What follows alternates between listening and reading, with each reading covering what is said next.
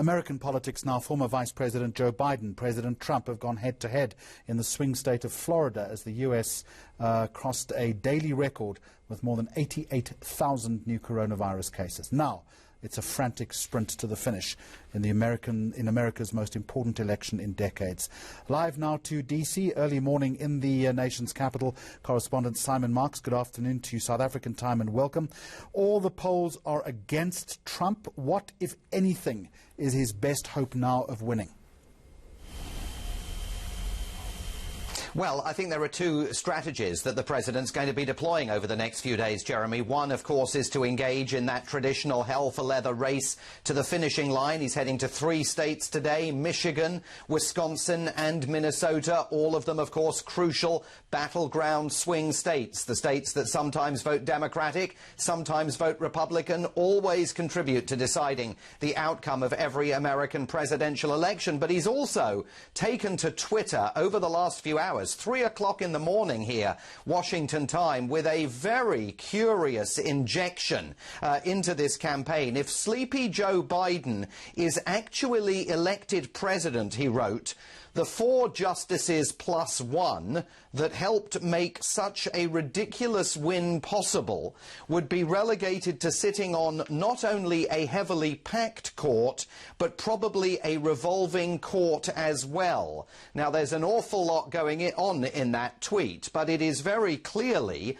a message to the members of the Supreme Court, including, of course, the 3 justices that he has appointed to that court, that he doesn't think there's any way Joe Biden wins this election fair and square with the traditional counting of votes and a declaration of the outcome on election night. And he's essentially telling the Supreme Court to stand by, to litigate the outcome of this election, judge it, and know that if they give the presidency to Joe Biden is going to come into the White House and possibly enlarge the Supreme Court to dilute the conservative influence sitting on the bench. It's an astonishing move by President Trump, and quite a dangerous one, I think, because it again calls into question, will he ever accept a peaceful transfer of power if, at some point in the early hours of Wednesday morning South Africa time, the Associated Press, the television networks here, based on the voter data that we're seeing,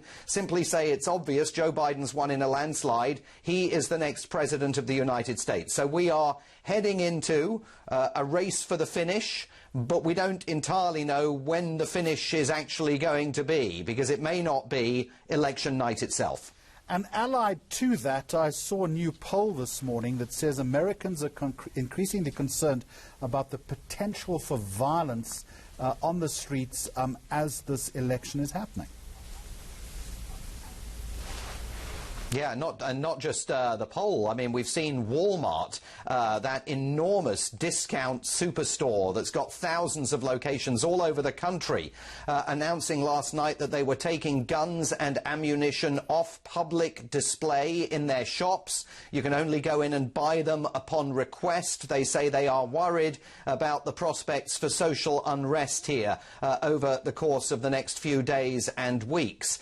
Now, that's obviously an alarming scenario, and it may well be that everything passes off perfectly normally at some point on Wednesday, maybe Thursday if there are some delays in some vote counts. There is a clear result and either Joe Biden or Donald Trump is declared the winner. But there is definite anxiety here in the United States. I was thinking this morning, the last time, Jeremy, I can remember reporting guns and ammunition being taken off sale in a country, it was Iraq, when the American occupation was about to begin. And now suddenly here we are on the brink of an American election, and it's happening in the United States. That's a pretty extraordinary evocation of just how far this country has shifted from its moorings over the last few years. It is nothing short of terrifying. Until Monday round about this time, Simon Marks in Washington, thank you very much indeed.